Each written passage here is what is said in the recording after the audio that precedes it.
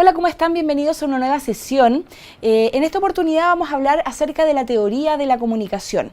Estas son las teorías que han dictado, que han estudiado muchos, digamos, expertos en la materia, desde Aristóteles hasta nuestros tiempos, donde han analizado el proceso comunicativo, se han armado muchas teorías en torno a la comunicación, y es importante que nosotros sepamos, manejemos en términos generales cada uno de estos modelos, porque nos llevan sin duda a formar una base acerca del estudio de la comunicación, que es muy importante. Vamos a comenzar entonces con Aristóteles, que fue el primero que dio nociones de la comunicación. ¿Ya? Aristóteles sostenía que todo ser humano, todo ser vivo, no solamente ser humano, todo ser vivo tenía la necesidad de comunicarse para sobrevivir. ¿Ya? Luego hablaba que la comunicación se usaba ¿para qué? Para manifestar pensamientos, sentimientos, necesidades biológicas, para información relevante acerca de un ser vivo. Por lo tanto, tenemos acá que Aristóteles, ¿no es cierto?, fue el que dio los primeros indicios de la comunicación, y él hablaba de la comunicación para distintos fines, ¿no es cierto?, como ya lo habíamos visto, ya para manifestar los pensamientos, para manifestarse, para, digamos, para necesidades biológicas,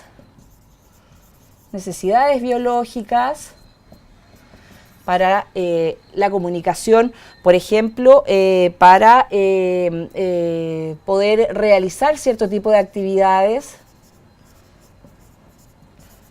en general para todo. ¿Ya? Entonces comenzamos con Aristóteles, que dio las primeras nociones de comunicación.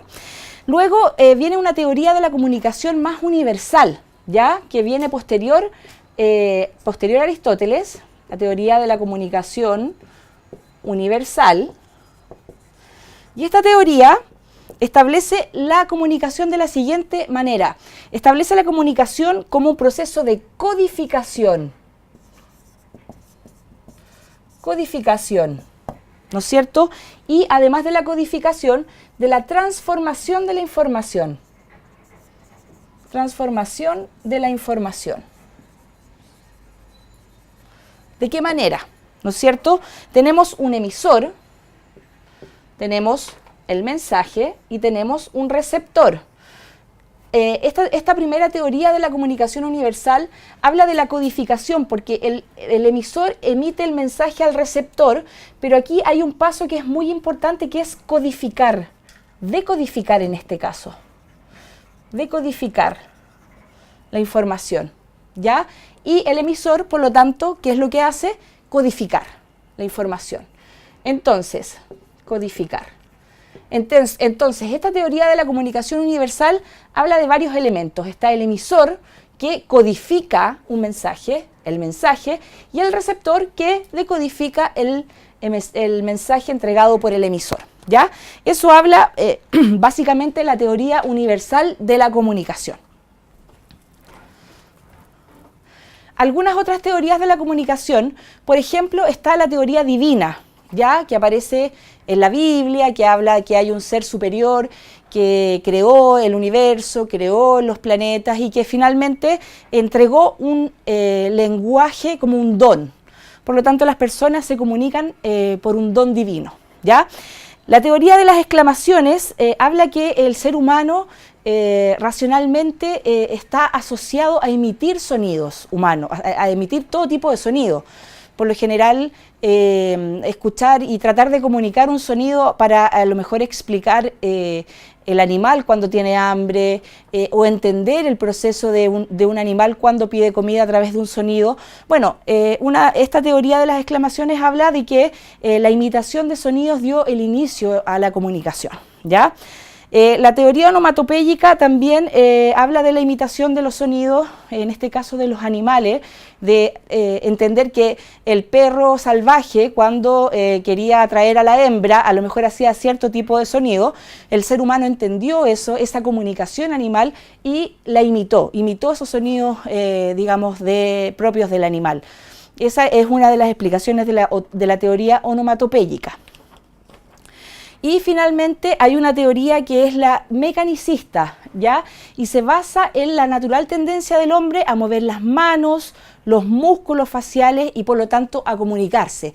Es más bien una teoría científica que se refiere a que si nosotros tenemos cierta musculatura en nuestra cara, en nuestra lengua, en nuestros maxilares inferiores y superiores, quiere decir que estamos preparados para comunicarnos y la comunicación es innata.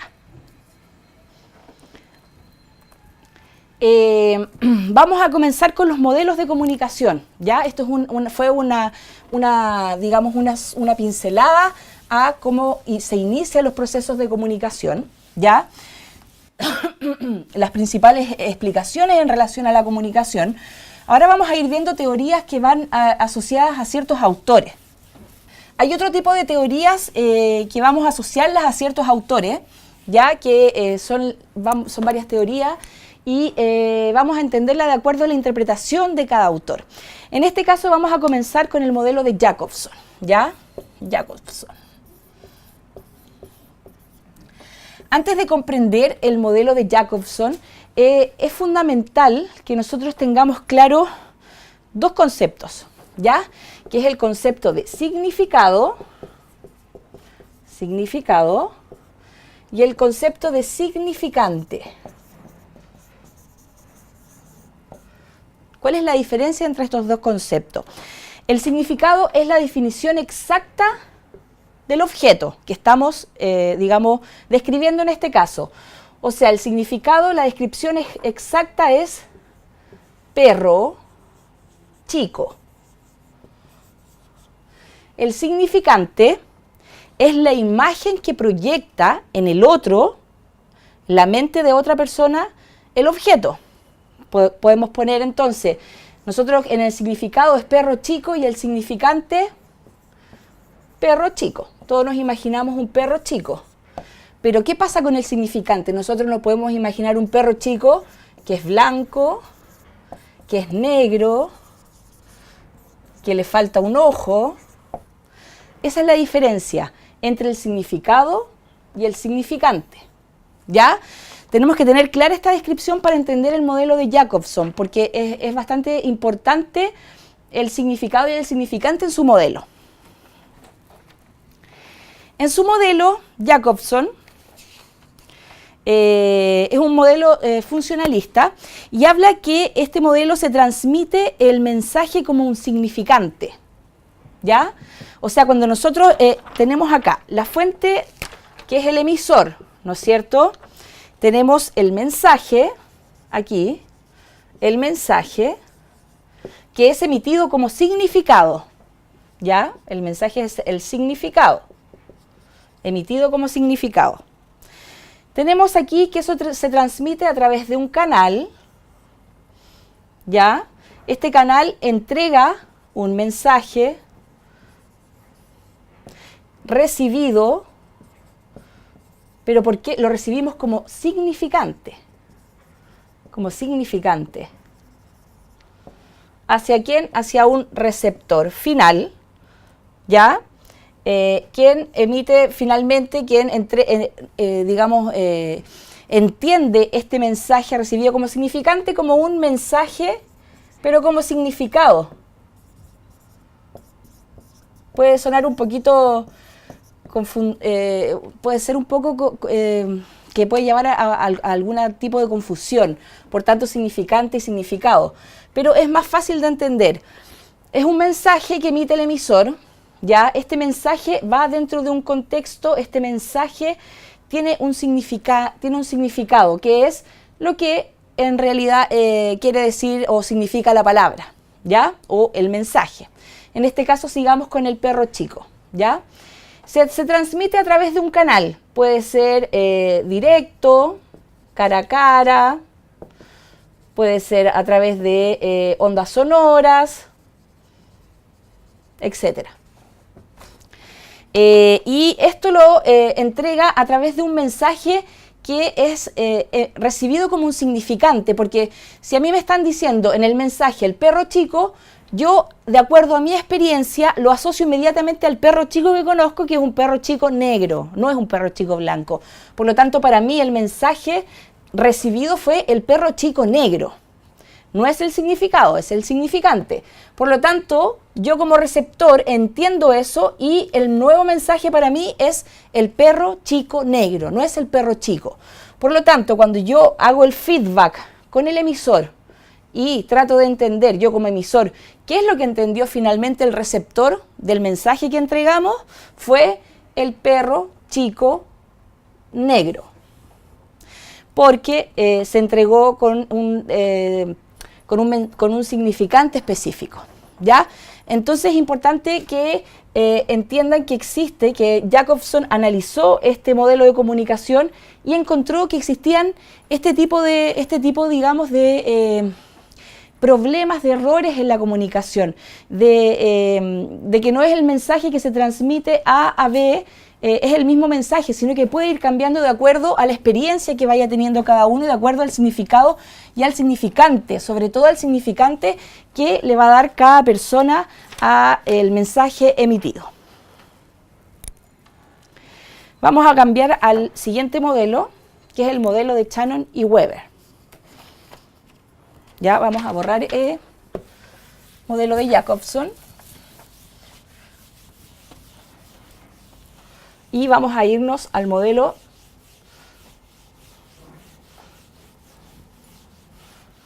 de Shannon y Weber.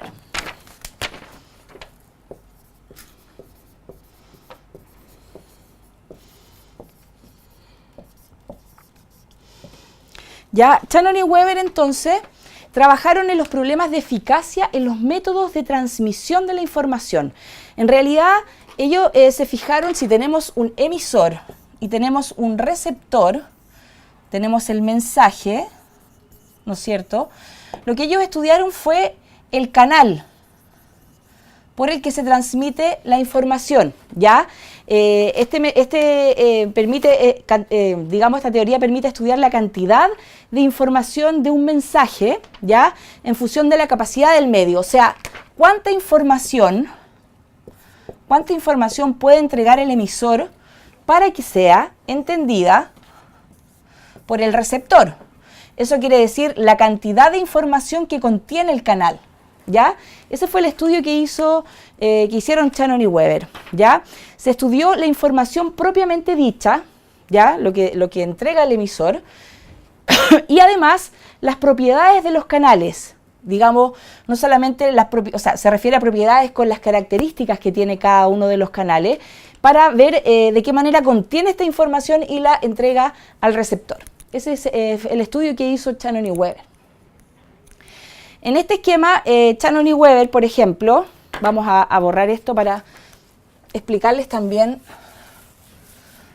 cómo fue el mecanismo. Todo en realidad al final, todas estas láminas ustedes las van a poder encontrar en la plataforma, van a poder acceder a ellas para revisar con más detalle los modelos, ¿ya? Entonces decíamos que Shannon y Weber habla de que existe acá una fuente de información, ¿no es cierto? Una fuente de información que entrega un mensaje. Este mensaje se transmite por una señal, acá, a través de una señal, ¿no es cierto?, que es recibida aquí, esta señal recibida por el receptor, acá, ¿no es cierto?, y que llega a un destinatario. ¿Me siguen, no es cierto? Acá tenemos una fuente de ruido. Entonces el modelo de Shannon y Weber de alguna manera estudia esto. Esta es la fuente de estudio de ellos, la señal, ¿no es cierto?, del mensaje que se está transmitiendo. Este es el modelo de estudio. Ellos estudian, por lo general en esa época, la radio, no la televisión, sino que la radio era el mecanismo fundamental para comunicarse, periodos de guerras mundiales, ondas cortas, digamos, tipos de comunicación que todavía siguen vigentes en la actualidad, pero que eran los únicos que existían en esa época. Por lo tanto, era importante entender la cantidad de información que permitía las señales, digamos, en este caso las ondas, transmitir desde un lugar a otro. ¿Ya?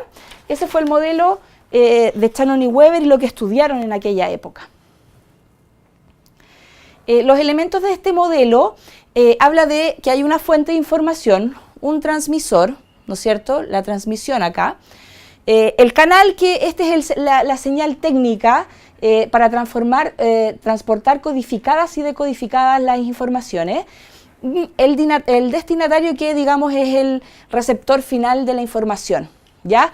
Existe un ruido, que es una fuente de ruido que es un elemento adverso a la comunicación, porque hace que esta información se pierda. O sea, esto es como, digamos, es como un círculo o en este caso un rectángulo que tiene espacios, digamos, para que lo entendamos bien, tiene ciertos espacios donde esta información se escapa. Esos son los ruidos comunicacionales. Es donde la información existe ya sea un ruido en la transmisión, una mala señal, digamos un corte en la energía que prohíba que se transmita la información y que continúe este camino.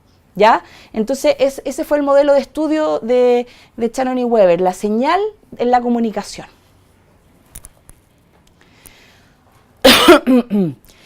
Los objetivos de este modelo es tener una velocidad en la creación y la transmisión de los mensajes.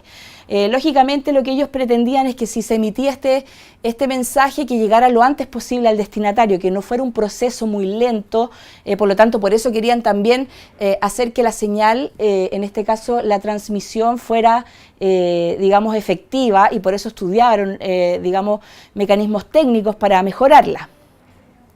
La capacidad de los canales de comunicación es otro de los objetivos de este modelo de Shannon y Weber, y la codificación eficaz de los mensajes, que va a evitar la ambigüedad entre los ruidos del emisor y el receptor. O sea, mientras esta señal sea perfecta y nada la interrumpa, y este ruido, que digamos que puede ser cualquier imprevisto en la señal, haga que la comunicación se pierda eficacia o no se entregue completa. ¿Ya? Entonces ese era el estudio de Shannon y Weber, y a lo que le dedicaron en realidad le dieron más importancia. Este modelo, gracias a su carácter estadístico, porque se demostraban cuántos megahertz se necesitaban para que se transmitiera la onda de un lugar a otro, etc., principalmente fue utilizado lenguajes entre máquinas que se iban tratando de solucionar, de mejorar cada vez más. Porque ellos encontraban que el error en la comunicación estaba acá. No es que se entregara mal una información o que el destinatario a lo mejor tuviera un contexto distinto. No, ellos consideraban que el error en la comunicación estaba en la señal, ¿ya?, que se transmite el mensaje. Les invito a ver un video que va a replicar de alguna manera un poco el resumen de este modelo, que no suena muy fácil, digámoslo así, pero con esta explicación ustedes van a entenderlo perfectamente.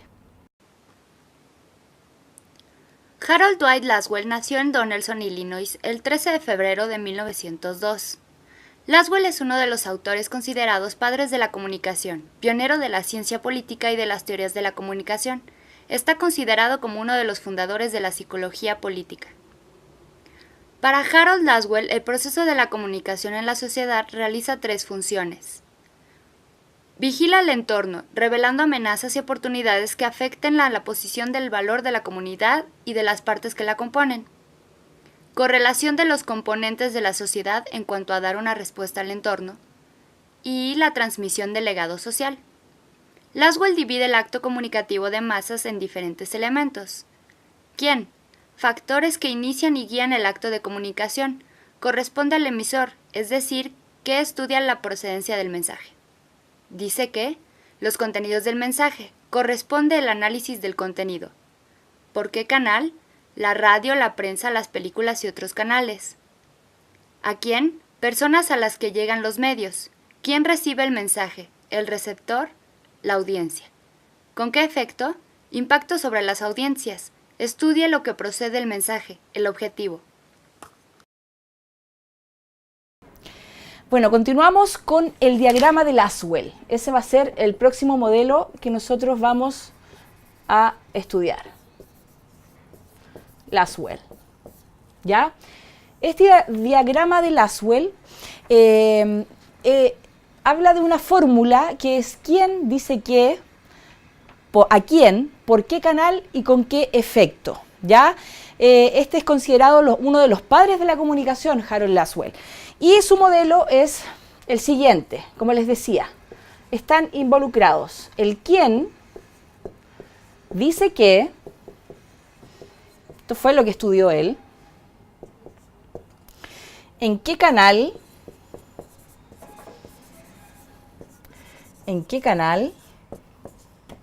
a quién, receptor en este caso, ¿no es cierto?, a quién y con qué efecto.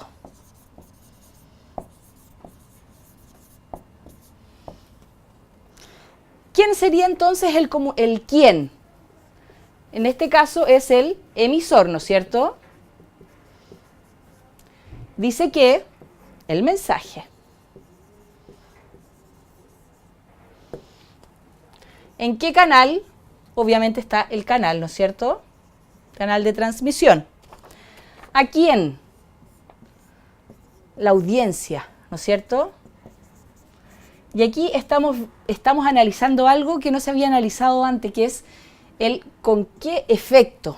Con qué efecto, que es el efecto que va a causar el mensaje que entrega el emisor en la audiencia. ¿Ya?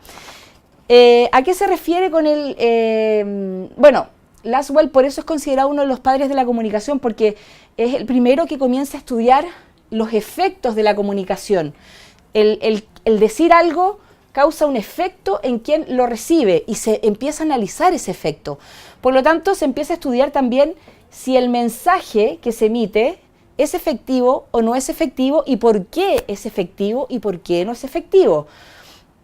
El mensaje en este caso, les decía yo si es efectivo o no, el canal, que ya lo habían estudiado Shannon y Weber anteriormente, y también la audiencia. Aquí se le da importancia a la audiencia, a entender quién es la persona que está recibiendo el mensaje. Por lo tanto, esto va a ser de suma importancia a la hora de nosotros elaborar un mensaje.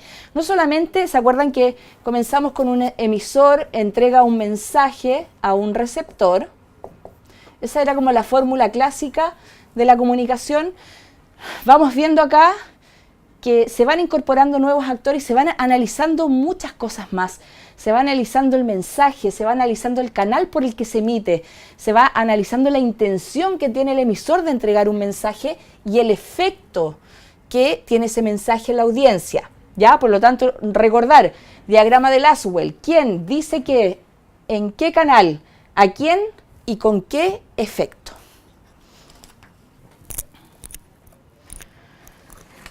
Lasswell también hizo otra teoría, que es una teoría que no tuvo mucho éxito. Fue interesante al inicio para entender un poco cómo se dio el proceso de comunicación en un periodo histórico específico, que es la teoría de la aguja hipodérmica, que nosotros vamos a ver ahora. Como su nombre bien lo dice, aguja hipodérmica, quiere decir que, imagínense, una aguja que se inyecta en la piel de una persona y entrega la información, sin análisis, sin entender el contexto en el que se entrega el mensaje. Esta es la teoría entonces, la teoría de la aguja hipodérmica. ¿Ya? Esta teoría también es conocida como la teoría de la bala mágica, ¿ya? Y se desarrolla entre los años 20 a 40, estamos hablando guerras mundiales, donde era muy necesario comunicar mensajes de guerra, hacer pensar a una población sobre una ideología y ponerlos en contra, hacerlos que apoyaran su bando. En general, era importante en este momento el estudio de la comunicación con esos fines. Por lo tanto, Lasswell analiza la teoría de la aguja hipodérmica como una aguja que entrega información. Imagínense aquí que está la aguja, ¿no es cierto? Y esta aguja inyecta la información en las personas. Y el mensaje que lleva aparejado la aguja hipodérmica, el mensaje hace que las personas actúen de la manera que dice el emisor. Es un actuar inmediato. ¿Ya? Entonces, dice que Lasswell dice que la teoría de la aguja hipodérmica dice que la opinión, digamos, la comunicación masiva es capaz de moldear a la opinión pública. ¿Ya? Es que el mensaje que nosotros entreguemos aquí va a ser a estos sujetos a actuar de determinada manera, como lo indican acá. En esta época histórica, como les decía, se entiende muy bien porque eran los nacionalsocialistas alemanes que querían hacer entender a la gente que había una raza superior, que había un pueblo que, digamos, eran los judíos en este caso que había que exterminar. Pero ¿cómo lo hacía? ¿Cómo entregaba estos mensajes? Goebbels, el ministro de propaganda de Hitler, utilizó mucho esta teoría de la aguja hipodérmica, el entregar la información a la gente de tal manera de que estas personas actuaran de inmediato, moldearan la opinión pública. ¿Cómo se hacía? Con mensajes que tenían alto grado, digamos, de creatividad. Los hacían creer que si no pensaban de cierta manera, les iba a ocurrir algo, iban a ser perseguidos, iban, digamos, a cambiar el mundo si pensaban de cierta manera. Por lo tanto, se analiza aquí desde el punto de vista de la aguja hipodérmica, digamos, la opinión pública como se analiza la opinión pública como, digamos, un actor con muy poco pensamiento, digamos, muy maleable. Es lo que muchos opinan en la actualidad de la televisión, que la televisión entrega mensajes de violencia y los niños en la actualidad son violentos porque ven puras películas violentas o son sangrientos porque ven puras películas sangrientas, o que a lo mejor la delincuencia se traduce en que hay mucha, a través de la televisión, hay mucha, o de la radio, etcétera, muchas historias sangrientas, policiales, etcétera. Entonces, es más bien entender a la teoría de la aguja hipodérmica como un hecho efectivo, y eso no es así. Finalmente, vamos a analizar en teorías más adelante que hay muchos elementos que hacen que esta persona no crea todo lo que le dicen o todo lo que le entregan acá. A lo mejor en los años 20, a los 40, no tenían otros medios de información, digamos, no tenían otra forma de comprobar la información, y la aguja hipodérmica era muy eficaz en estas personas. Pero resulta que en la actualidad eso no es así. En la actualidad con la tecnología que existe, la globalización, la información al instante, las redes sociales, es muy difícil que esta persona, si le entregan un mensaje, lo crea inmediatamente y no lo dude. Y no diga, ¿y si esto no es así? ¿Y de dónde dijeron esto? ¿Y quién me puede probar que esto es así?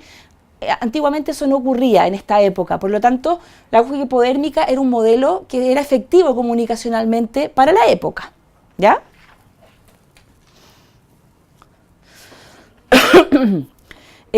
Anexándolo a lo que ya les expliqué, el mensaje que se entrega a través de la aguja hipodérmica no necesita ser comprobado, es por el solo hecho de quien lo dice, es así, ¿ya? Tiene credibilidad, como les decía, por quién es el emisor. Si lo dice, digamos, la autoridad máxima de un gobierno, que está en una campaña, digamos, para lograr ciertos objetivos, nadie lo cuestiona. Ya en esa época nadie lo cuestionó y fue muy eficaz. Entonces, ¿por qué vamos a analizar? ¿Por qué un mismo mensaje emitido por un medio, ya, va a llegar de manera distinta a la población? ¿Por qué producen efectos distintos, digámoslo así? ¿Qué es lo que se analizó con posterioridad? porque en este caso, obviamente, no fue a la mayoría de la gente que les hizo pensar o el mensaje llegó de la misma manera. Hay personas que en realidad no creyeron el mensaje, que fue lo que la aguja hipodérmica, finalmente por lo que la aguja hipodérmica no se terminó de explicar y no es utilizado en la actualidad, no es una teoría válida actualmente. ¿Por qué? Porque al entregar este mensaje, la autoridad o quien fuese, entregaba este mensaje al sujeto, al receptor, muchos de ellos actuaron de inmediato y persiguieron a los judíos, apoyaron el régimen nazi, pero muchos otros no, ¿ya? Hay otros sujetos que, recibiendo la misma información, no les llegó el mismo mensaje, fueron contrarios a él. Entonces se estudió qué pasó, por qué el mismo mensaje produce efectos diversos en la audiencia, ¿ya? Y tiene que ver mucho con las condiciones, las actitudes, con el contexto, ¿ya? Con el contexto que se vive aquí y el contexto que se vive acá. Probablemente en muchos de los países aliados la población no estaba de acuerdo con esta forma de actuar y entendieron el mensaje de otra manera, porque vivían en otra realidad, otro contexto, veían a lo mejor que los refugiados llegaban a estas partes. Por lo tanto, lo nuevo y lo bueno de la aguja hipodérmica es que hizo entender que el mensaje no llega de la misma manera al público, llega de cierta manera a un público y de cierta manera a otro público, ¿ya? Entonces, también se entendió que los medios, en este caso, no te dicen qué es lo que tú tienes que pensar, sino que es el contexto y el análisis que tú realizas del mensaje lo que hace pensar en realidad la opinión que puedan llegar a tener los receptores del mensaje en este caso. Va a estar disponible para todos ustedes la presentación, van a ver textos de apoyo que ustedes también, en los cuales van a poder profundizar cada uno de los modelos, ya que les voy a pedir también que accedan a ellos y que puedan leerlo digamos, y que respondan la prueba al final de esta clase. Nos vemos en una próxima oportunidad.